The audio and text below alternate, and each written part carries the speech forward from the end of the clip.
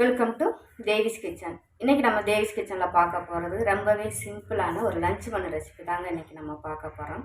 ஒரு சாம்பார் சாதம், அதுக்கு சாம்பாருக்கு ஒரு சைடிஷாக நம்ம பூசணிக்காய் பொரியல், ஒரு ரசம், எப்படி ஒரு சாம்பார் வச்சா ஒரு காம்பாவாக அதுக்கு சைடிஷாக வைக்கலாம்னு நம்ம இன்றைக்கி பார்க்க போகிறோங்க. லஞ்ச் பண்ண ரெசிபியில் ஒரு வெள்ளிக்கிழமை வந்தாலும் ஒரு சாம்பார் வைக்கணும், அதுக்கு மேட்சாக எப்படி ஒரு பொரியல் ஒரு ரசம் அந்த மாதிரி வைக்கலான்னு இன்றைக்கி நம்ம வீடியோவில் பார்க்க போகிறோம். வாங்க வீடியோக்குள்ளே போயிடலாம். வீடியோக்குள்ளே போகிறதுக்கு முன்னாடி தேவிஸ் கிச்சனை சப்ஸ்கிரைப் பண்ணுங்கள், சப்போர்ட் பண்ணுங்கள். இப்போ வாங்க நம்ம வீடியோக்குள்ளே போயிடலாம். இப்போ நம்ம உலையும் வச்சாச்சுங்க, இது இருக்கட்டும். சாம்பார் வைக்கிறதுக்கு ஒரு 2 கைப்பிடி அளவுக்கு நம்ம துவரம்பருப்பு எடுத்து கழுவி ஒரு 10 நிமிஷம் ஊற வச்சு எடுத்துக்கலாங்க. அதுக்கு இடையில நம்ம காய் நறுக்கிறது இதெல்லாம் நம்ம கட் பண்ணி எடுத்துக்கலாம்.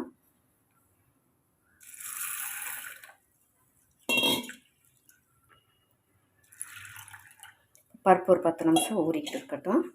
நான் அரிசி கழுவின தண்ணி எடுத்து வச்சுருக்கேங்க. இப்போ இதை ரசத்துக்கு நம்ம புளி நனைய போட்டுக்கலாம்.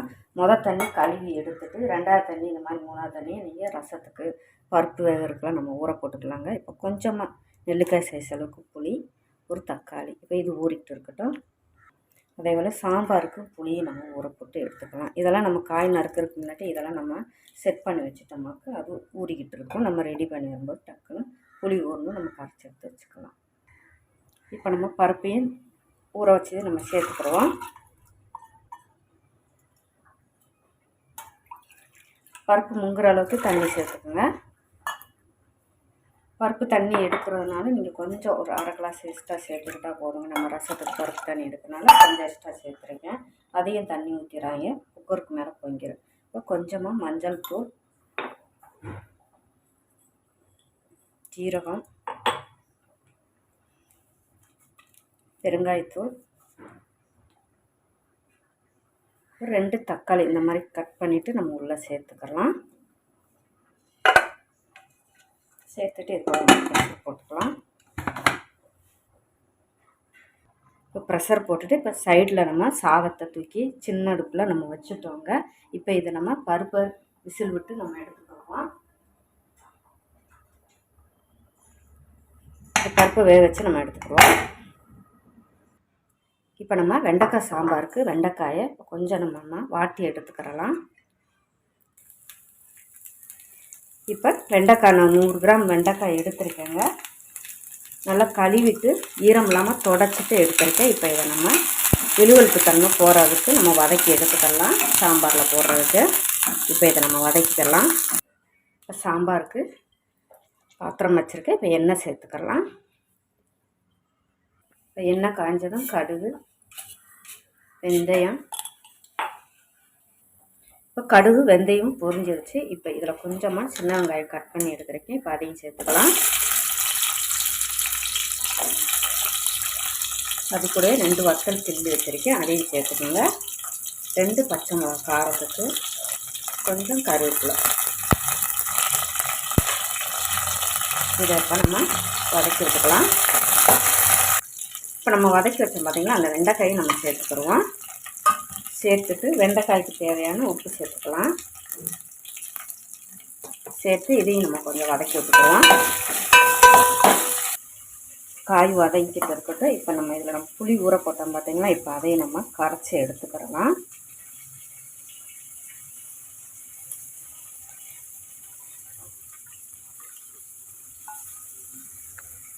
இன்றைக்கி நம்ம சாம்பாருக்கு சாம்பார் பொடி போட போகிறது கிடையாதுங்க, குழம்பு பொடி நம்ம இன்றைக்கி நம்ம போட்டு தான் வெண்டைக்காய் சாம்பார் வைக்க போகிறோம். அதுக்கு குழம்பு பொடி எடுத்துக்கலாம். 1 2 ஒரு 3 ஸ்பூன் எடுத்துக்கோங்க. 1/4 டீஸ்பூன் மஞ்சள் தூள்.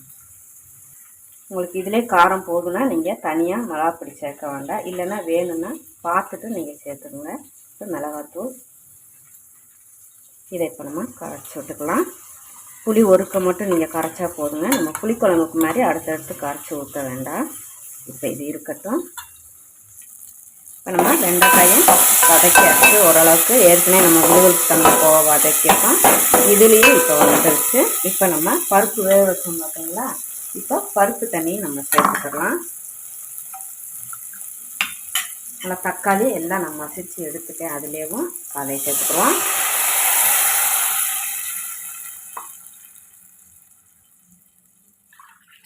சேர்த்துட்டு கொஞ்சம் தண்ணி சேர்த்துக்கலாம். நமக்கு எவ்வளோ சாம்பார் வேணுமோ அதுக்கு தக்கன நம்ம தண்ணி ஊற்றி வச்சுக்கலாம். இப்போ நம்ம மசாலா கரைச்சி எடுத்தோம் பார்த்தீங்களா புளியெலாம், அதையுமே நம்ம சேர்த்துக்கிடுவோம். சேர்ந்து கொதிக்கும் போது பச்சை வாசனையெல்லாம் போயிடும்.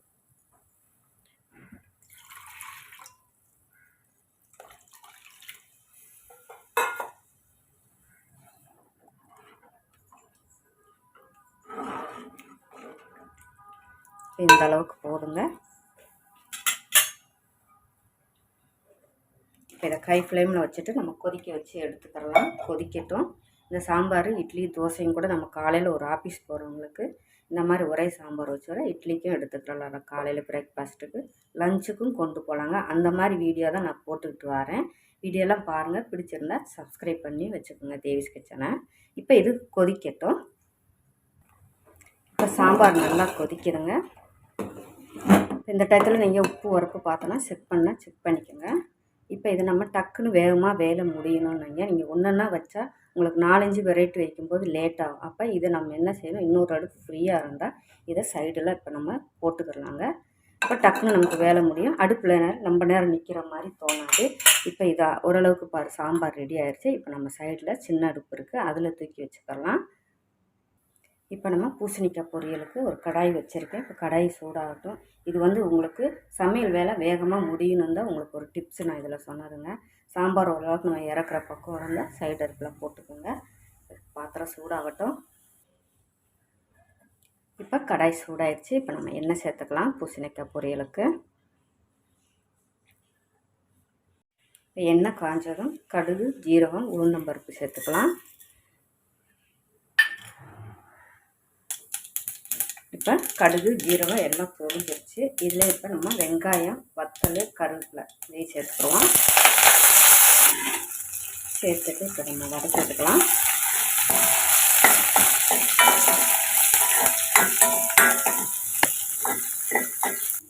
வெங்காயம் வதங்கிருச்சு. இப்போ நம்ம கட் பண்ணி பூசணிக்காய் நான் எடுத்துருக்கேன். இப்போ அதையும் நம்ம சேர்த்துக்கலாம்.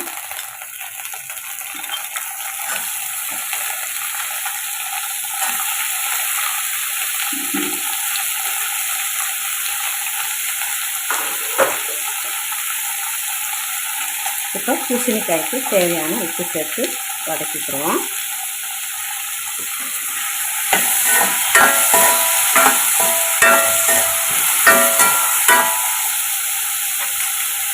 ஒரு 2 நிமிஷம் போட்டு மூடி போட்டு வதக்கி விட்டுக்குருவோம். பார்த்தீங்களா, இப்போ சாம்பாரும் இறக்குற ஸ்டேஜுக்கு வந்துருச்சுங்க. இப்போ சாம்பாரும் ரெடி ஆயிடுச்சு. சாம்பாரை ஸ்டவ் ஆஃப் பண்ணிக்கலாம்.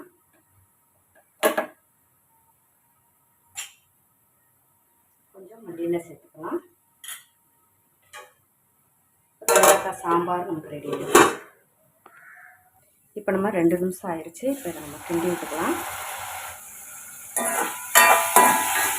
டக்குன்னு ஒரு 10 நிமிஷத்தில் தாங்க நமக்கு பூசணிக்காய் பொரியல் ரெடி ஆகிடும். பூசணிக்காய் டக்குன்னு வெந்துடும். நமக்கு நம்ம மூடி போட்டாலே பாதி வெந்துருச்சு. பார்த்தீங்களா, உடையுது. இப்போ ஒரு 2 நிமிஷம் வச்சுருந்தாலே போதும். இப்போ பூசணிக்காய் பொரியலும் ரெடி ஆகிடுச்சு. ஒரு 2 ஸ்பூன் அளவுக்கு தேங்காய் துருவனது சேர்த்துக்கலாம். சேர்த்துட்டு இப்போ நம்ம கலந்து விட்டுக்கிறோம். நம்மளுடைய பூசணிக்காய் பொரியலும் ரெடி ஆகிடுச்சு. Stove off. ரசத்துக்கு தேவையான தண்ணி நம்ம புளிப்பு பார்த்துட்டு தேவைக்கு தக்கன தண்ணி சேர்த்துக்கலாங்க. இப்போ இதில் நான் பூண்டு தட்டி எடுத்திருக்கேன். இப்போ நம்ம அதையும் சேர்த்துக்கலாம். இதில் நமக்கு தேவைக்கு ரசத்துக்கு எவ்வளோ அதுக்கு தக்கன நம்ம ரசப்பொடி சேர்த்துக்குங்க. நான் ரசப்பொடி தான் இன்றைக்கி நான் சேர்க்குறேன். பூண்டு சீரகம் ஒன்றும் சேர்க்கலை. இப்போ இதில் நம்ம கொஞ்சம் பெருங்காயத்தூள் சேர்த்துக்கலாம். இப்போ 4-5 வெரைட்டி வைக்கும்போது இந்த மாதிரி நம்ம ரசம் வைக்கலாம். உங்களுக்கு எப்படி சமைக்கலான்ற நான் உங்களுக்கு மெத்தடு ஈஸியாக இன்றைக்கி நம்ம சாம்பார் ஒரு காம்போவாக வச்சா எப்படி டக்குன்னு வேலை முடியலாம் அந்த மாதிரி உங்களுக்கு ரெசிபி தான் சிம்பிளாக நான் கொடுக்குறேன். இப்போ இதில் நம்ம மஞ்சள் தூளும் சேர்த்துக்கலாம். இப்போ இது ரெடி ஆயிடுச்சு. இப்போ இதில் நம்ம மல்லி இலையும் சேர்த்துக்குறோங்க. இன்றைக்கி நம்ம ரசம் கூட்டி தான் வைக்க போகிறோம். அப்போ ஒரு சாம்பார், ஒரு பொரியல், ஒரு அப்பளம், பாயசம் இந்த மாதிரி வைக்கும்போது நமக்கு டக்குன்னு வேலை முடியணும் இல்லையா? அதுக்காக உங்களுக்கு நான் சிம்பிளாக சொல்லித்தரேன் ரசம். இப்போ இதை நம்ம ஸ்டவ் ஆன் பண்ணி இப்போ நம்ம நுர கட்டிட்டு நம்ம எடுத்துக்கிறலாம். உங்களுக்கு ரொம்ப நேரம் கிச்சனில் நிற்கிற மாதிரி ஒரு மைண்ட் செட் ஆகாது. இப்படி 4-5 செய்யும்போது ஒரு நாளைக்கு ரொம்ப நேரம் இங்கே சமைக்கும்போது டைம் அதிகமாகிற மாதிரி. அப்போ இந்த மாதிரி டக்கு டக்குன்னு எப்படி சமைக்கலாம் அப்படின்னு உங்களுக்கு நான் டிப்ஸ் தாங்க, ஒரு டெக்னிக் தான். இப்போ நுர கட்டிடுச்சுங்க. இப்போ ஸ்டவ் ஆன் பண்ணிக்கலாம். இப்போ ரசத்துக்கு நான் கொஞ்சம் உப்பு போட்டிருக்கேன், கொஞ்சம் சீனி சேர்த்துக்குங்க. ரசம் டேஸ்ட்டு எடுத்து கொடுக்கும். கொஞ்சம் சீனி சேர்த்துக்குங்க. இப்போ நம்ம ரசத்தை இதில் ஊற்றிக்கிறலாம். அவ்வளோதாங்க, டக்குன்னு ஒரு ரசம் ரெடி ஆயிடுச்சு. 10 நிமிஷம் கூட ஆகாது. இப்போ கரண்டி சூடாயிடுச்சாங்க. இப்போ எண்ணெய் சேர்த்துக்கலாம். இப்போ இதில் நம்ம கடுகும் வெந்தயமும் சேர்த்துக்கிறோங்க. இப்போ பொரிஞ்சிருச்சு. இப்போ வத்தலும் கருப்பும் கிள்ளி வச்சுருக்கேன். இப்போ அதையும் சேர்த்துக்கலாம்.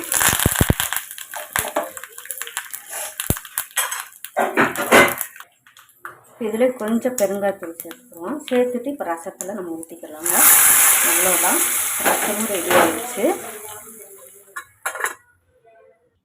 இப்போ எண்ணெய் சூடாயிடுச்சு. நம்ம அப்பளம் பொரிச்சு எடுத்துக்கலாங்க.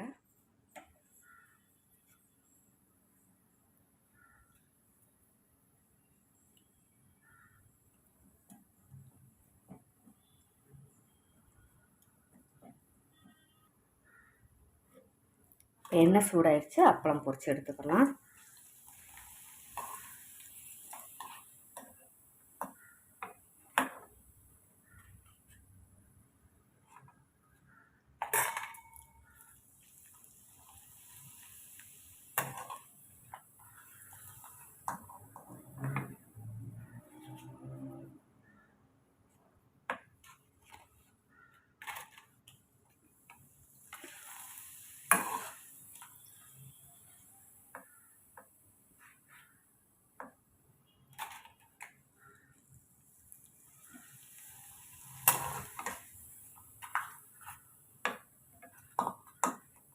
இப்போ அப்பளமும் நம்ம பொரிச்சாச்சுங்க. இப்போ நம்மளுடைய லன்ச் மெனு ரெடி ஆயிடுச்சுங்க. அருமையான வெண்டைக்காய் சாம்பார், பூசணிக்காய் பொரியல், ரசம், இது தயிர் வீட்டில் ஊற்றினதுங்க, அப்பளம். ஒரு வெள்ளிக்கிழமையான ஒரு சாம்பார் வச்சு இந்த மாதிரி நம்ம வச்சு சாப்பிட்னா இன்றைக்கி எப்படி ஈஸியாக வேலையை டக்கு டக்குன்னு செய்யலான்னு உங்களுக்கு நான் லன்ச் மெனுவில் நான் சொல்லியிருக்கேங்க டிப்ஸோட. வீடியோ பிடிச்சிருந்தா தேவிஸ் கிச்சனை சப்ஸ்கிரைப் பண்ணுங்கள், லைக் பண்ணுங்கள். தேங்க்யூ.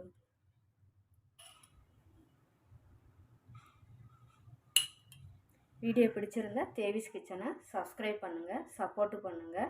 தேங்க்யூ.